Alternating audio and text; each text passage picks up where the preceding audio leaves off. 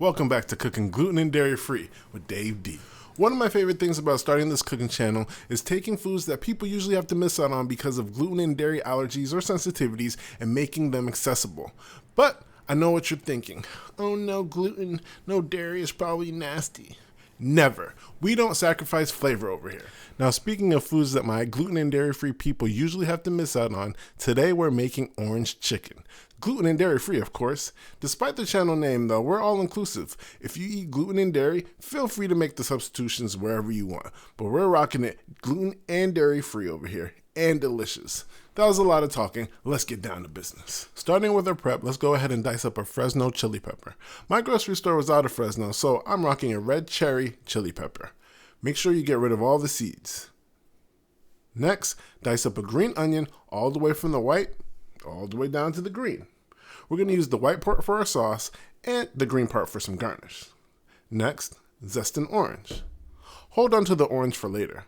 And just like that, our veggie and fruit prep is complete. Now let's move on to our chicken. Grab some boneless, skinless chicken thighs. Clean them and put them on 3 or 4 layers of paper towel. Now, fold some paper towel in half and use it to dry out the chicken, removing as much of the moisture as possible. Now, we want to cut the chicken into bite-sized pieces. They should be around the same size and look like this. Keep doing this for the rest of the chicken. Put the chicken in a large bowl for seasoning. So speaking of seasoning, let's go in with some avocado oil to help the seasoning stick, followed by a little bit of salt, onion powder, garlic powder, red crushed pepper flakes, and a little bit of cayenne pepper. Go ahead and mix those seasonings in. If you watch my other videos, you'll notice that we're going a little bit light on the seasoning because we want the sauce to carry the flavor. But we can't just not season. We have to build flavor at every step. Speaking of our other videos, if you aren't subscribed, go ahead and do that now. No, I'm seriously, I'm waiting. Go ahead. Is it done? Did you do it?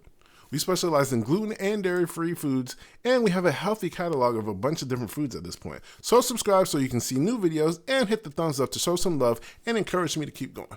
When all the seasonings are mixed in, cover the bowl with some saran or plastic wrap. And then place it in the refrigerator for no less than 30 minutes. You can feel free to skip the marination if you're pressed, but the longer we marinate, the better the flavor will be.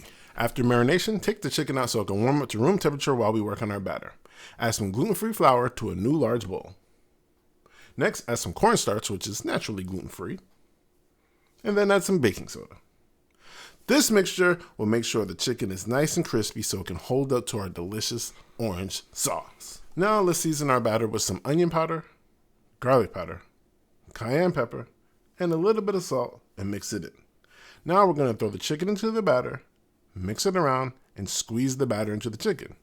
When the chicken is well battered, shake off the excess and put it on a plate. Feel free to do this in batches.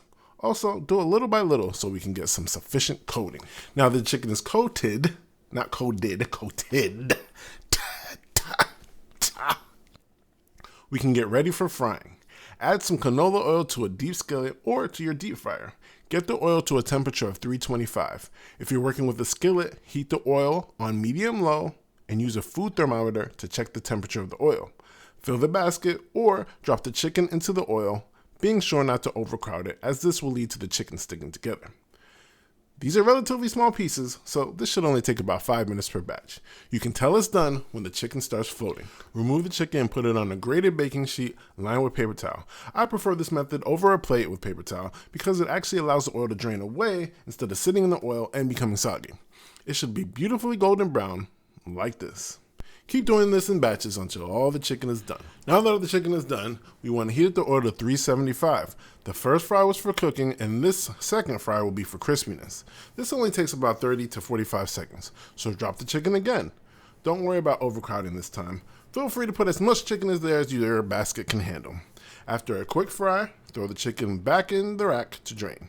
When you're all done, it should look like this, nice and crispy. Now we can work on the delicious sauce. Remember the exact ingredients and measurements are down below in the description box. Add some gluten-free soy sauce to a bowl or a measuring cup. Next, add some pulp-free orange juice. Next, add some brown sugar. Next, add some rice vinegar. Now, squeeze in the juice from the orange from earlier. Now mix it all together. Now to a skillet on medium heat, add some avocado oil and a touch of sesame oil or red pepper oil. Add the diced peppers and the whites from the green onion from earlier. Cook them down for about 3 to 5 minutes, stirring occasionally. Next, add some ginger paste or some fresh ginger. Stir that in for about a minute. Next, add some garlic or garlic paste. Stir that in for about a minute. Now it's time to add that sauce from earlier.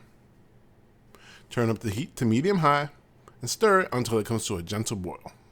When it starts boiling, add some honey and mix it in. Now reduce the heat down to low. At this point, we're going to add some orange zest from earlier. I'll put how much I use in the description box below. As weird as this sounds, I don't like my orange chicken to be too orangey, so I only added a little. But do what you want. Next, add some cornstarch and whisk it in. This will thicken the sauce. Let it simmer for about 10 minutes, stirring occasionally. You'll notice that the sauce, not the sauce, starts to thicken over time. There's a lot of th and ch and s struggling. All right, after 10 minutes, go in for a taste test and adjust accordingly by adding some more zest maybe adding some salt, brown sugar, honey. It all depends on your preference. I didn't add anything because it was perfect. Now cut the heat. Add the chicken to a large bowl and then add as much sauce as you want. Toss the chicken in the sauce.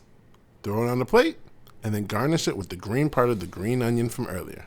And there you have it, folks. The most delicious gluten and dairy-free orange chicken on the internet. Probably because this is the only gluten and dairy-free orange chicken on the internet.